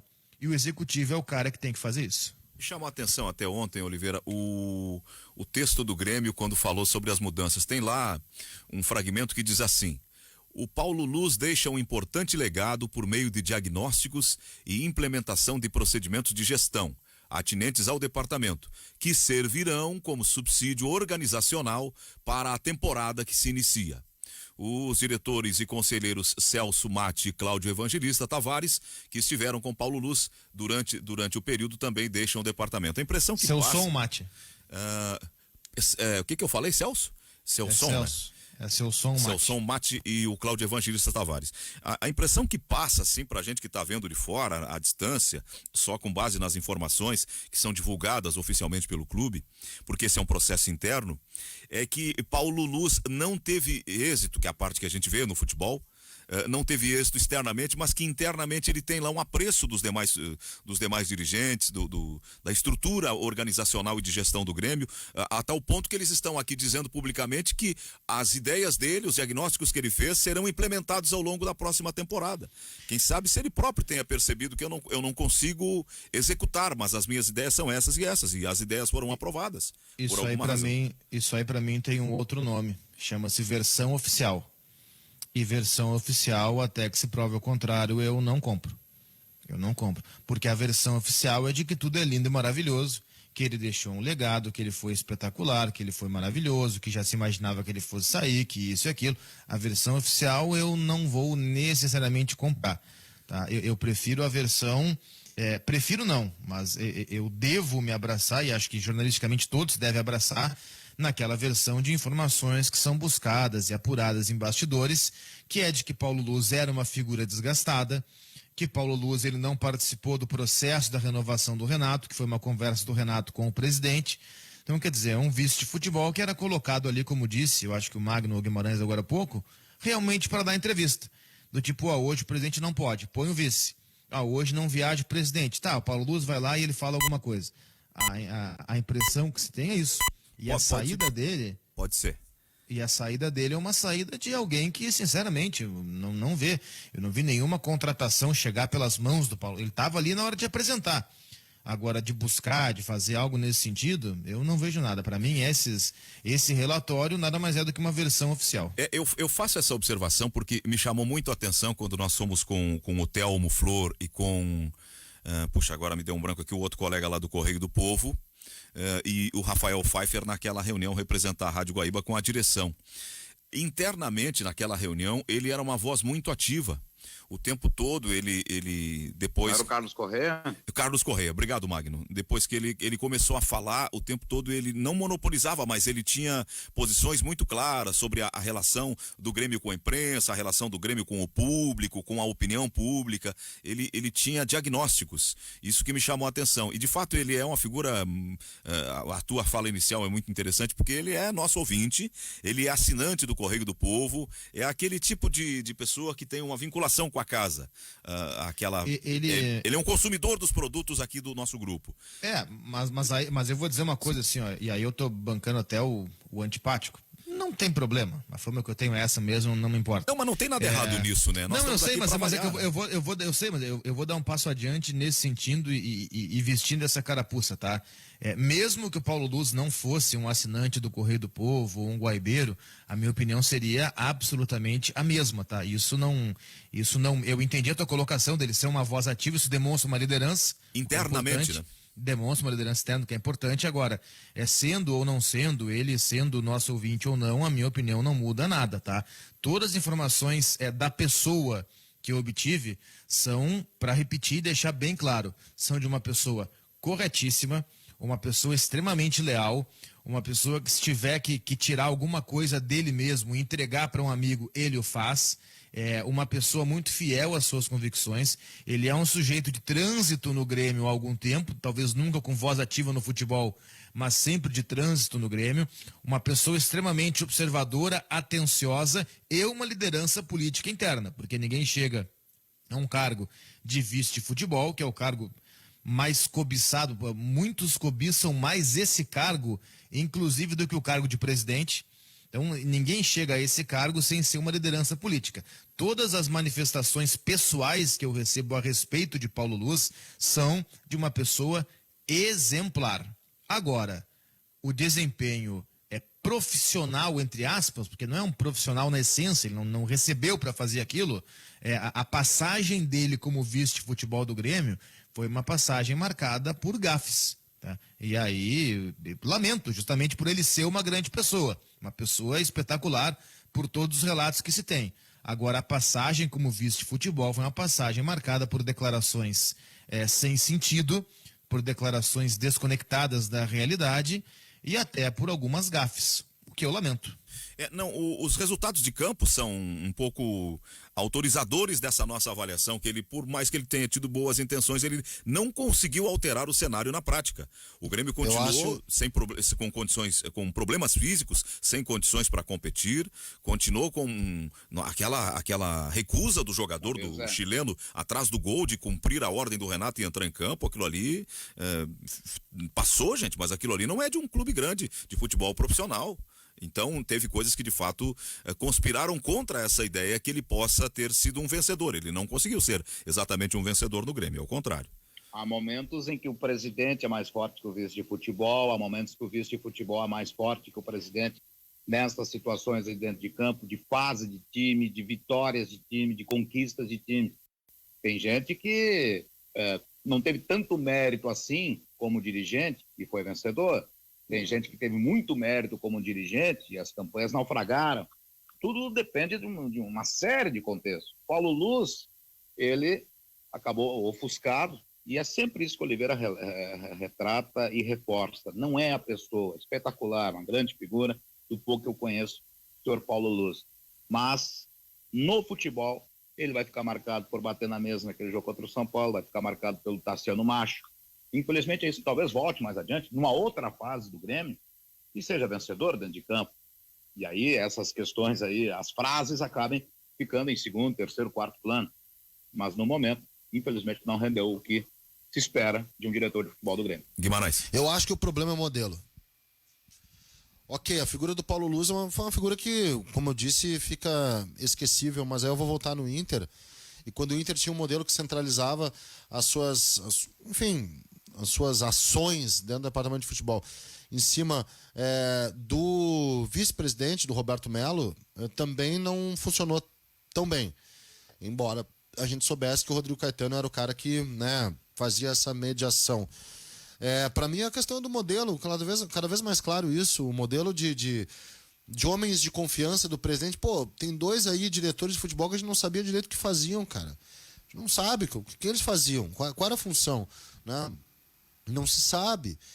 A questão é do modelo. O modelo, a gente vai, uma hora vai todo mundo admitir, que eu acho que vai ser uma unanimidade de todo mundo se olhar e dizer, esse modelo é um modelo que não dá mais. As coisas, elas são diferentes. Hoje já existe comissão executiva em clube de futebol. Comissão executiva, 6, 7, 10, como no Bayern de Munique. Caras pagos para poder, dentro de uma comissão remunerada, tocar o futebol do clube. Hoje a gente está muito atrás ainda nesse modelo de vice-presidente de futebol, que é um modelo que venceu no futebol gaúcho, legal, beleza, mas é um modelo que o futebol ele atropela, o tempo atropela, tá tudo muito rápido, tá tudo muito... A gente pisca, já tem uma novidade, a gente pisca, já tem outra língua sendo falada no mundo do futebol. Essa língua não é mais a língua do vice-presidente de futebol, né? Aquela batida na mesa do fomos roubados, aquilo ali vira meme, não vira mobilização, sabe? Mas as relações já se consolidaram, Guimarães. Se o modelo for muito...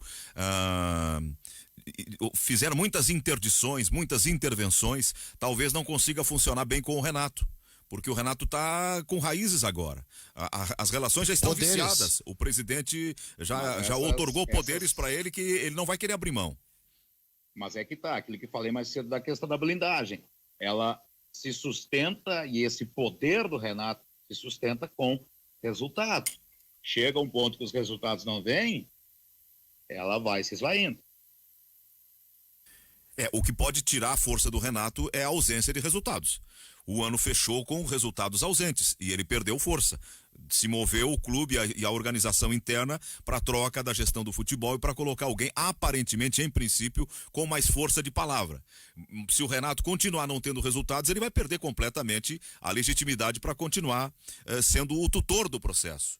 O presidente está acima dele, mas parece que ele é o grande avalista de tudo no Grêmio.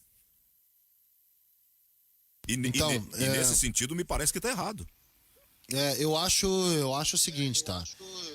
Se esse modelo é um modelo viciado, enraizado, culturalmente assumido e com muitos poderes e muita carga e muita influência do Renato, sinal que também o modelo está errado. E aí a gente fala sobre como quebrar esse modelo. Será que o Renato ele precisa ter esses poderes todos? Algum treinador do futebol brasileiro tem os poderes que o Renato tem no Grêmio? Não lembro a última vez. Inclusive a liberdade de poder errar, por ser o ídolo que é. Não tem. Pois é. Nenhum. Que negocia eu não direto vejo com o presidente, né? Não é comum isso. Não, negocia direto com o jogador, né? Algum treinador entra em campo e diz, vou te ligar, te quero. Escuta, só uma curiosidade, guris. Depois a gente volta pro assunto, não quero interromper. Vocês que estão em casa, vocês têm acesso às janelas, ao visual da rua. Tá fechado o tempo aí fora? Tem temporal aí na rua? Olha, aqui no bairro Menino Deus não. Aqui Tem... parcialmente, aqui é o famoso parcialmente nublado. Tem nuvens e tem um pedaço de céu azul aqui. Não, porque a ouvinte... Olha, Zé Aldo, aqui na Zona Sul, tempo nublado, sol e nuvens e sol, não está sujeito a chuvas. Aqui no Partenon, zona leste de Porto Alegre, tempo nublado nesse momento, mas a questão de 40, 50 minutos, choveu. E no Esteio? Ficou de fundo. Tá muito Magno. ruim aqui. Não, muito o Magno ruim. perdeu o contato. Tá voltando o retorno do Magno, ele não tá chegando aqui para nós. Eu perguntei isso pelo seguinte, porque Dona Diva Teles está dizendo, bom dia, temporal com raios e chuva em Nova Santa Rita queimou vários aparelhos eletrônicos, eletrodomésticos em várias casas no bairro Recanto Sol. Caiu um raio aqui bem perto. Pois é, eu não sei se às vezes a mensagem do WhatsApp chega atrasada. Eu me acordei na madrugada com um estrondo, assim, bem forte. Isso aconteceu na madrugada, mas agora não tem temporal. Até sai um pouquinho de sol aqui no Menino de Deus, parcialmente nublado. Aqui na Zona Sul, na minha residência, em toda a quadra aqui, faltou luz das 9 da noite até as 2:30 da manhã. Mara Suzana diz, acabou de dar uma pancada d'água aqui, mas só uma nuvem. Ela está no centro histórico, portanto está conosco aqui. Zé, aqui em Petrópolis fechou muito agora, tá dizendo o ouvinte... me diz aqui a Vivian Leal que tá chovendo. O Gil Balgarten Franco tá dizendo exatamente isso, que aqui em Petrópolis choveu muito, ele disse. Fechou muito. Acho que vai acabar o Magno chovendo. tá muito ruim, gente. Não conseguimos ouvir o Magno, ele tá lá no fundo. Ele tá com uma dificuldade com a plataforma lá. Acontece também, tem então vamos dias ficar em dias, silêncio para ver se a gente ouve o que ele vai dizer. Fala, Magno. Não, rapidamente, aqui em Esteio, na direção a Sapucaí do Sul, sol entre nuvens. Na direção de Canoas, Nova Santa Rita, pelo que se nota aqui, divisão, sim, na nuvens mais fechadas, acredito que sim, esteja chovendo. Nós vamos ter que tirar ele do ar porque não deu, mas entendemos o recado dele, assim, bem de fundo, bem baixinho. Vê o que dá pra fazer aí, Magno. Bom, vamos fazer um intervalo e quem sabe a gente volta depois com o Magno em melhores condições e podemos prosseguir nesse ponto falando sobre o Grêmio e sobre essa troca de gestão, porque tem a saída de comissão técnica de gente e tem mudanças. O futebol do Grêmio vai mudar, mas o Grêmio já tem um jogo amanhã pela Copa Libertadores da América. E vários recados entrando. Zé Aldo, sol e nuvens na terra dos bons ventos, Osório. Quem falou isso foi o Marcelo Mohamed. O Rec, Marcelo Rec. Obrigado, Marcelo. Canoas fechando o tempo, diz o Leandro. Tem alguém que poderia me auxiliar nessa tarefa? Eu gostaria muito de saber o nome de cada um dos que aparece na foto. Mas que foto é? Vamos ver. Tem uma foto da equipe esportes da Rádio Guaíba de dezembro de 66. Olha, 66, nós vamos ter que convocar os universitários para fazer uma pesquisa, porque 66 quem era? Era o Pedrinho. O Rui já estava nessa equipe, Guimarães? Em 1966, tu que tá fazendo a biografia dele? Ele cobre a Copa do Mundo e ali na Copa 66 que ele inventa a planilha. Ele é o primeiro comentarista no país. Antigamente o cara simplesmente sentava, anotava ali os números e os nomes e falava tudo. Ele é o primeiro a organizar dados, é o primeiro a contar número de faltas, número de escanteio. Aquilo que a gente consegue capturar, melhor dizendo, pelo olho nu, né? A gente não consegue fazer isso com posse de bola. A gente hoje precisa de aplicativo para fazer posse de bola. Só se a gente for monstro de tentar cronometrar cada posse. É impossível. Mas ele é o primeiro a organizar, a planilhar dados, a contabilizar falta, impedimento, chance de gol, a anotar as situações, etc. Ele cria isso. Parece uma coisa meio banal, meio óbvia, que qualquer um usa hoje, mas alguém tem que ter a ideia. E foi ele. E olha que já tinha aí transmissão esportiva com comentário esportivo com 25 anos já de comentário esportivo, pelo menos 15 anos de cobertura sistemática. Ninguém tinha feito isso. Ele faz isso. Era o Mendes com ele ou era o Pedrinho já? Era o Pedrinho já. E eu acho que o Mendes estava pela Gaúcha. E ele faz isso na Copa de 1966 pela Rádio Guaíba. A primeira Copa do Rui é essa. O Rui não vai no Chile 62. Manuel Cricor, ele, se tiver errado a pronúncia, Manuel me perdoa, ele que manda isso, então manda para nós a foto aqui, se a gente conseguir identificar todos, vamos te ajudar. Mas tem gente lá que nós provavelmente não vamos conhecer. O Guimarães, que é pesquisador, pode com o auxílio da sua pesquisa fazer essa... O Magno até, nessa parte de rádio tem tanto conhecimento quanto eu, assim, né? Eu tô na parte da vida agora, entende? Que é o Lauro era repórter já em 66, né? O Lauro não vai pra Copa 66. O Lauro faz 62, ele ganha um concurso, ele era locutor comercial, e aí ele chega em fevereiro de 62 na Guaíba, e aí, por conta de um sorteio, concurso, ele vai pro Chile. O Rui não vai pro Chile. O Rui vai pra 66, o Lauro não. O Lauro fica fora de 66 e 70. O Lauro não vai pra Copa 70. O Belmonte vai. O Lauro não. Aí depois de 74 até 94 o Lauro vai direto. O Rui faz de 66 a 2014 sem parar. Ele não tem nenhum intervalo, faz todas as Copas de 66, Inglaterra 66 até a Copa aqui no Brasil 2014. A última Copa o Rui não foi, né? Já fora do rádio, fora da mídia, ele não participa dessa Copa, mas ele vai direto, 66 a 2014. Meio-dia, nosso querido Elson Simonetti está dizendo chuva no centro, boa chuva. Muito obrigado, Elson. Muita gente participando. Vai, Magno. Agora cheguei legal, agora sim. Eu relatava mais cedo essa questão de chuvas, aqui em Esteio, estou, deixa eu olhar, voltar para o limite com a Praia do Sul, sol, na estação Luiz Pasteur em diante, da Luiz Pasteur para cá, no sentido de Esteio, sem sol. E em direção à Nova Santa Rita, Canoas pelo lado oposto aqui, aí sim já nuvens mais escuras e sim, de chuva. Mas no Esteio, por enquanto, sol entre eles. Tá bom, Magno. Ele tá se esforçando, mas não tá legal, né? São 12 horas, meio-dia, 32 minutos. Nós vamos para o intervalo e voltamos para o último segmento do Ganhando o Jogo pela Guaíba. Eu até já mandei pro Guimarães, eu não sei se o Magno recebeu também. O som do Magno não tá bom hoje, infelizmente, mas a foto que o ouvinte nos mandou aqui, eu matei a charada quase todos aqui, Guimarães. O Lauro é o primeiro da direita, depois é o Amir Domingues, o Milton Jung, aquele que está atrás é o Lupe Martins, na frente está o Pedro Pereira, atrás está o Rui Osterman, e penso que os da esquerda depois são, o Porto, como era o nome dele? Antônio Carlos Porto. Antônio Carlos Porto, não é? O de óculos e bigodinho? Mas tem dois ali que eu não sei. Tem dois que eu não reconheço. É. Tem gente que eu não reconheço. E o que tá de gravata ali devia ser o diretor da época, eu não sei quem é. Não reconheço. Não é Pasqualini? Eu vou repassar essa, não sei. O Flávio não tá nessa foto? O Alcaraz, né? Não. É. Não tá. O Flávio era pra estar nessa foto aqui. Porque Pois ele é. tava na, pô, Eu conheci o Flávio Grisalho. O Flávio não é o cara Cara, eu acho que o Flávio é o do tá terno? nessa foto, sim. Não, atrás de gravata, Zé. Não, atrás de gravata é o Milton Jung. É o Milton. É o Milton. Ao lado do Amir Domingues e o Lauro. Sim. Eu nem sabia Sim. que o Amir era da equipe de esportes de 66. Não, mas isso aqui não é só Zé. equipe de esportes, não. Isso aqui tem. Agora o Magno veio bem. Oi, Magno. Acho que eu troquei o fone aqui. Perfeito agora. Acho. Ótimo. Acho que o Flávio acho que é o terceiro aqui dessa foto. Da esquerda pra direita, né? Ao lado do. Da esquerda para direita, ao lado do Rui.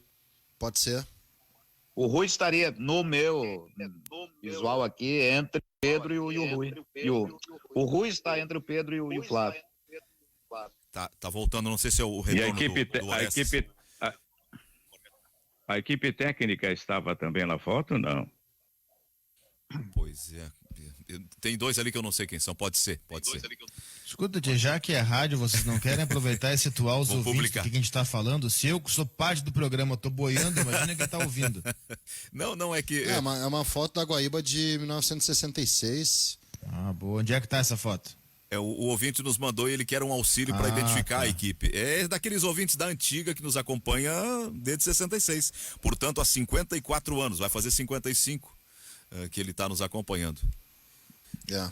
Bem, vamos voltar ao futebol. Depois a gente vai descobrir e identificar um a um para o querido ouvinte que mandou essa mensagem. Nós estávamos falando sobre Grêmio, nós temos um Grêmio já em campo amanhã, gente. A minha pergunta é a seguinte: o Grêmio vai mudar em campo? Porque é o seguinte, não teve tempo para treinar, tá? Não teve tempo para poder se refazer. As medidas adotadas pelo Renato na final da Copa do Brasil, eu julgo que são as seguintes, tá? Listando elas. Primeiro, girar o time em torno do Maicon, que não tem capacidade física. Compensar essa falta de capacidade física com as presenças dos físicos. Com pouca qualidade, que é o Tassiano, que é um cara legal, bom, o grupo adora o Tassiano, um cara trabalhador, mas ele aquele índice de qualidade reduz quando o Tassiano entra em campo, tá? Reduz, ele não é um jogador de descolar soluções, e isso contraria o que o próprio Renato sempre fez no Grêmio. O seu meia central sempre foi um jogador de solução, sempre foi um cara de achar, de ter um insight, de ter um momento. Douglas, Luan, Jean-Pierre, sim. Jean-Pierre é um jogador de insight, é um jogador que acha soluções. O Tassiano não é esse cara. Tassiano ali foi uma clara compensação pro Maicon, tá? Mesmo que ele tenha sido uma troca com o Alisson ali, uma clara compensação para girar o time em torno do Maicon e dizer o seguinte: o Maicon hoje vai jogar o jogo todo, porque a gente depende dele. Depende do passe dele, que não acontece. Aliás, que daqui a pouco não vai acontecer. Só que o jogador central do Grêmio sempre foi um cara de solução. De repente o Maicon ser esse jogador central, não sei. Porque a recomposição defensiva do Maicon é horrível. Horrível. Ele volta de forma muito lenta para ajudar a defesa. Então tem isso. E outra compensação é com o Wanderson. Esse eu acho que tem que ficar, tá? Para mim o Wanderson é o titular da lateral direita do Grêmio. Na minha opinião tem que ser mantido. Eu acho que o Grêmio deveria arriscar a seguinte formação. Isso aí eu já tinha falado ontem. A seguinte formação, tá? Lucas Silva titular, Wanderson titular e Ferreira titular. Esses jogadores, eles têm que ser titulares no time do Grêmio. Esses três. Formar um tripé. Quer deixar o Maicon, não gira o time em torno dele. Quer botar o Jean-Pierre, não gira o time em torno dele. E tenha uma sustentação defensiva que o Lucas Silva dá. Porque com o Maicon e o Matheus Henrique é muito aberto, é muito difícil e é uma recomposição muito lenta. Eu acho que essa seria a primeira. Quer tentar com o Pinares? Isso pode tentar. No tripé eu acho que ele vai se virar bem, tá? E dar um pouco mais de físico pro Grêmio. Agora, com esse sistema, Maicon, Matheus Henrique, mais um cara no meio, que se não for o Jean-Pierre no Renato vai ser o Tassiano e não pode ser o Pinares, isso aí não era. Eu acho que a revisão do Grêmio passa pela mudança de esquema. Eu tô cada vez mais convencido disso, viu? Ele já meio que tentou fazer isso no jogo contra o Palmeiras, né? Evoluir para uma transformação. Mas não da forma correta. O jogo contra o Palmeiras foi uma compensação para deixar o Maicon o tempo todo e abrir o meio de campo com o Maicon e o Matheus Henrique, sendo que há pouca recomposição defensiva. Tem duas fases. O Grêmio tem que se cuidar contra também. O Palmeiras durou 5 minutos, né, Carlos? Durou 5 minutos a estratégia. Exato. E outra coisa, tá? O Grêmio tem que assumir o seguinte, gente, a gente tá mal preparado fisicamente. A gente só vai ficar bem preparado fisicamente com o tempo. Nesse momento, o Grêmio tá mal preparado fisicamente. Essa é uma realidade. Estando mal preparado fisicamente, eu acho que a melhor alternativa e o que o Grêmio pode fazer de melhor é evitar um cobertor curto, mantendo o Lucas Silva. Eu tô muito convencido disso. Formando um tripé e deixando o jogador rápido pelos lados. Aí vocês vão me perguntar, então o Alisson corre o risco de titularidade? Sim, corre. Mas o Alisson volta para ajudar o Wanderson melhor que o Ferreira. Cara... Não volta. O Grêmio não ataca bem com o Alisson. Então eu tô cada vez mais convencido. Alisson na ponta direita. E por aí passa o time do Grêmio. Eu sou favorável a esse tripé e acho que o Lucas Silva tem que ser titular. E sim, manter o garoto Wanderson. A minha saída de que o Alisson volta para marcar mais do que os outros é a maior balela já colocada no Grêmio, uma das grandes balelas colocadas no Grêmio.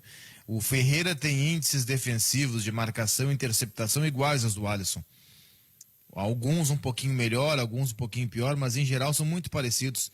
Lembrando que cada jogo do Alisson dura em média 80, 85 minutos e cada jogo do Ferreira dura em média 20, 25, porque ele em geral entra no segundo tempo.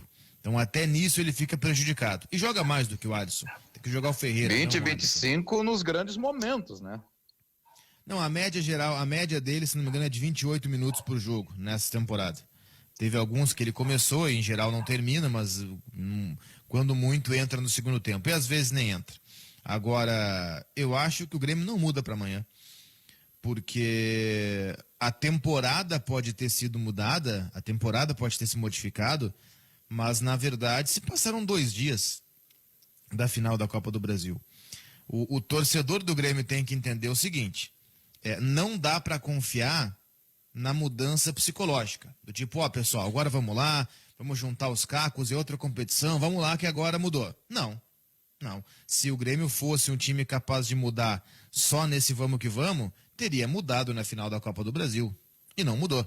O Grêmio na final da Copa do Brasil jogou o mesmo futebol que vinha jogando ao longo de toda a temporada, tá?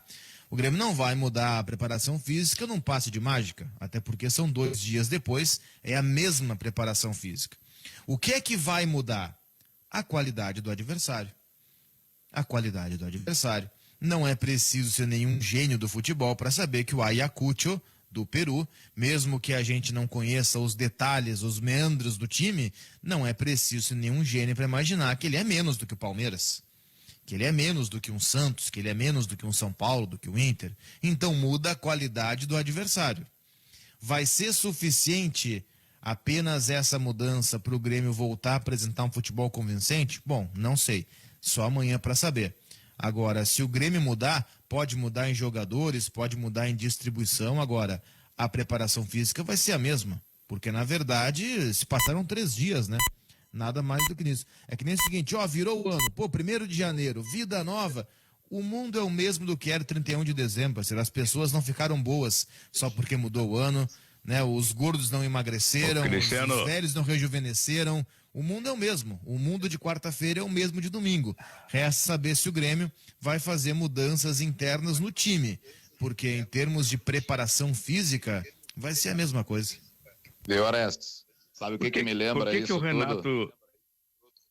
Isso me lembra Nelson Pode ir, Piquet. vai firme, garotinho. Nelson Piquet questionado após o título da Fórmula 1 81. Piquet, e agora, campeão, como é que fica a vida?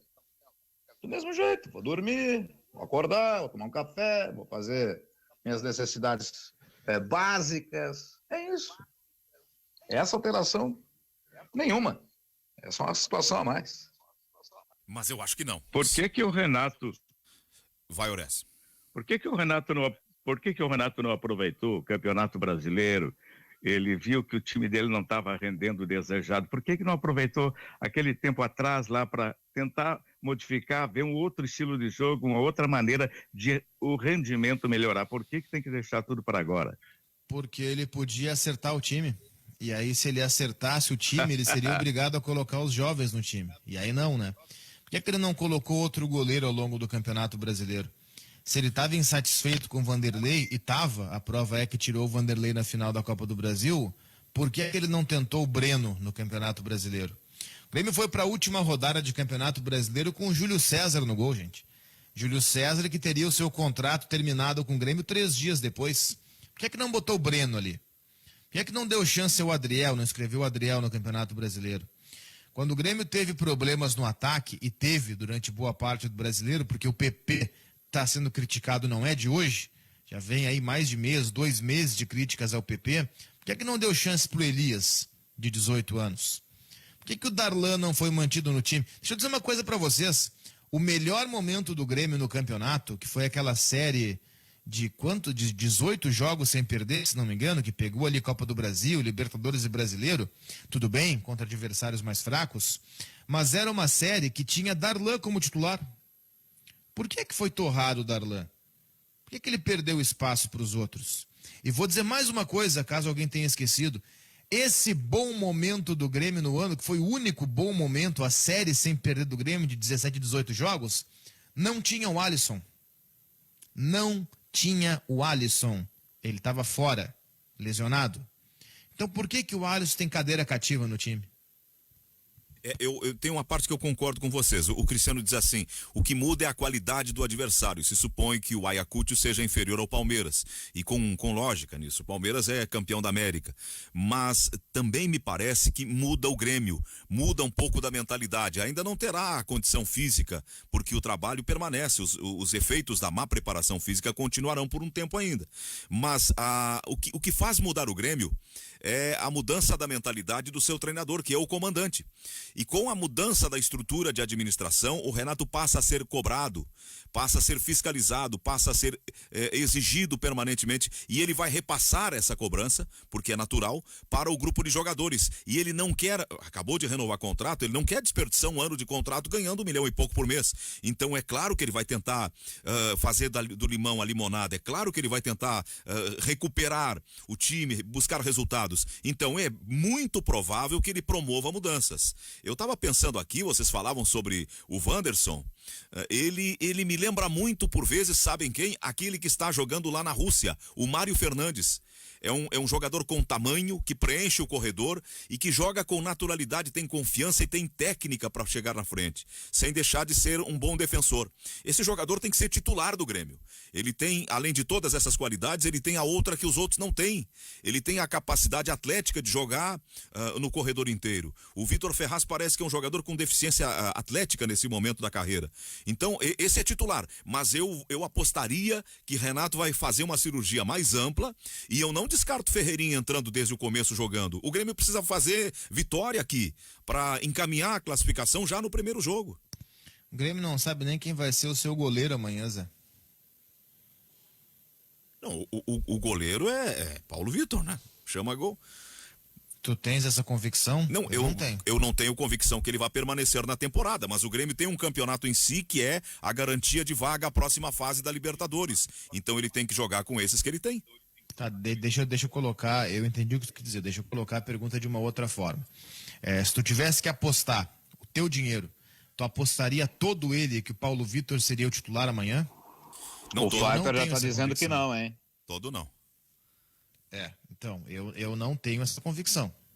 O Viper já nos manda aqui, viu, Zé?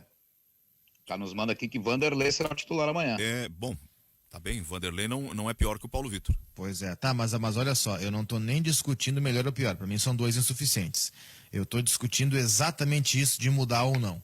Colocar o Paulo Vitor amanhã, o Vanderlei, desculpa, amanhã, que é a informação do Pfeiffer que vai pro jogo, é uma assinatura, é mais do que uma assinatura, é uma confissão de erro.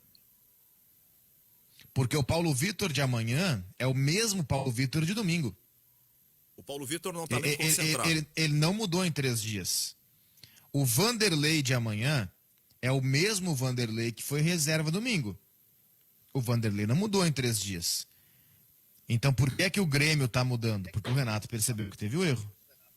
Percebeu que teve o erro. E o que me chama a atenção é exatamente isso. De novo a mudança e de novo o jovem é preterido. De novo o Breno fica de fora. Ali o Renato entendeu que foi um erro. Certo que ele entendeu que foi um erro. Eu tenho certeza, ele não vai admitir isso publicamente, mas tenho certeza que ele entende que não deveria ter trocado o goleiro. Para mim também foi um erro a colocação do Tassiano no jogo. Eu acho que tem que colocar a saúde nesse time do Grêmio, sabe? Colocar jogador mais rápido, senão vai ficar sempre esse lance de pisa na bola, toca pro lado, pisa na bola, toca pro lado.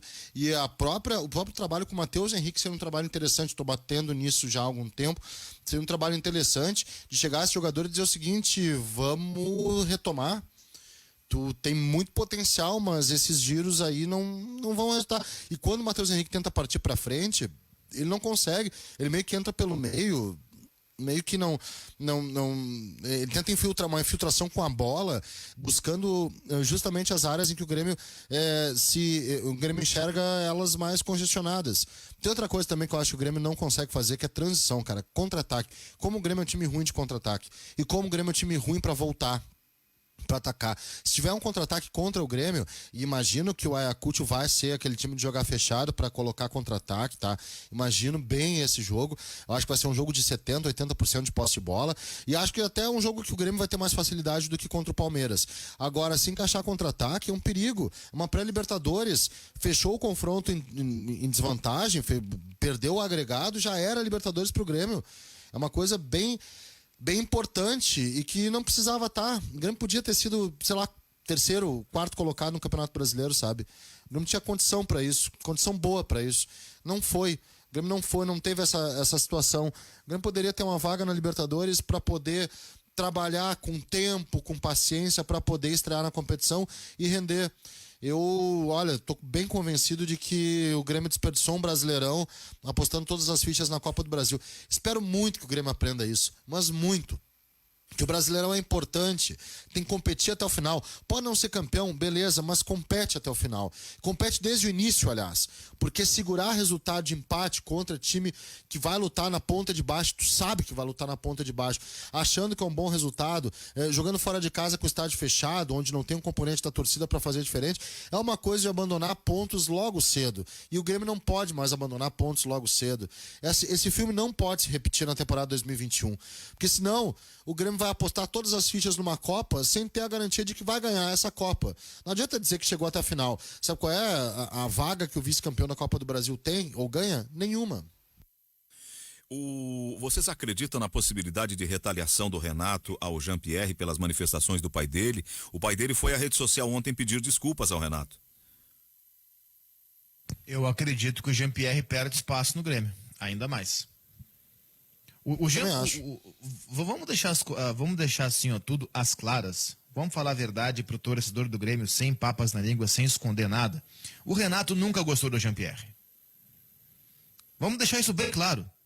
Para mim isso sempre ficou muito claro. O Renato nunca gostou do Jean-Pierre. Mas eu concordo contigo, mas não me parece que ser pela questão da bola.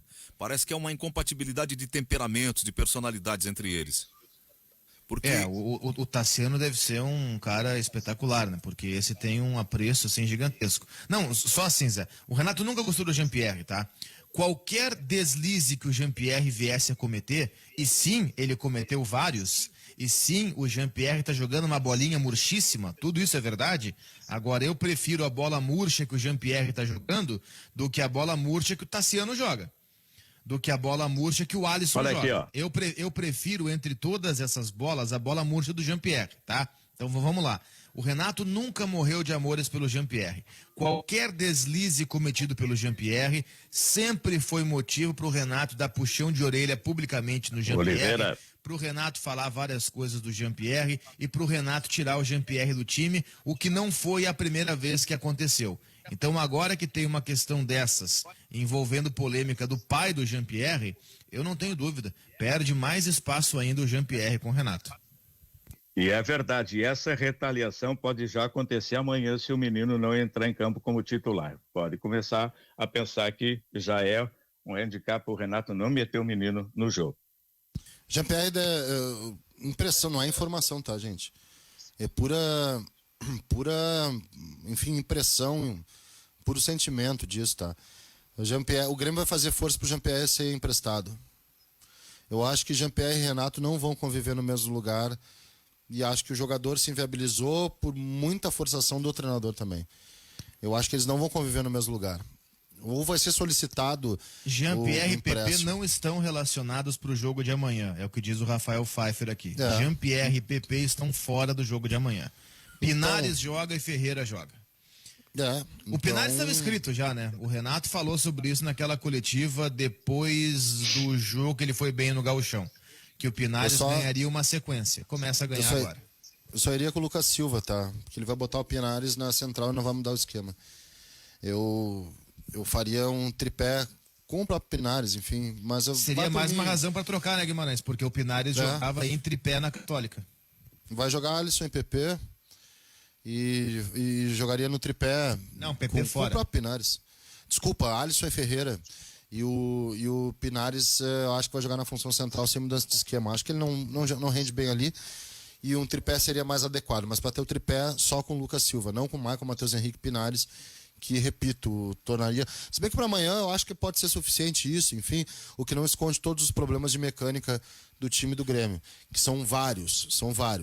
E não passam só por esses jogadores que a gente citou, tá? Não é uma questão, estar o Jean-Pierre, estar o PP, ou o goleiro, independente de quem for. Não, problema de mecânica geral. E isso é bem mais complexo do que simplesmente tirar um e botar outro. O ouvinte lembra que o Renato também já não se dava bem com o Luan. Quem está dizendo isso aqui é o Maurício, como é o nome dele? Maurício de Azevedo. Bem, eu estou em cima da hora, agradeço a todos, agradeço aos nossos ouvintes que estiveram conosco nessas últimas 2 horas da programação da Rádio Guaíba. Vem aí na sequência a Fernanda Bagatini com as notícias do correspondente Guaíba. Depois tem o Boa Tarde Brasil. A tarde do jornalismo será bastante intensa. O relator da ação que coloca em suspeição no Supremo Tribunal Federal. O ministro Sérgio Mendes colocou na pauta de julgamento do Supremo hoje à tarde a suspeição de Sérgio Moro nas ações em que ele foi juiz na Operação Lava Jato em Curitiba. As alegações de suspeição por parte dos defensores do ex-presidente Lula. Então, hoje será mais um dia em que o Supremo Tribunal Federal será o centro das atenções do jornalismo brasileiro e da opinião pública de um modo geral. Porque vão julgar Sérgio Moro. Ele agiu mal, era suspeito, não poderia ter atuado, as decisões que ele tomou estavam equivocadas por suspeição, eram nulas pela suspeição, enfim. O Supremo vai decidir isso hoje à tarde. Aqui ficamos, então depois da Fernanda Bagatini tem o Boa Tarde Brasil com o Júlio Ribeiro. Muito obrigado, até amanhã, tchau.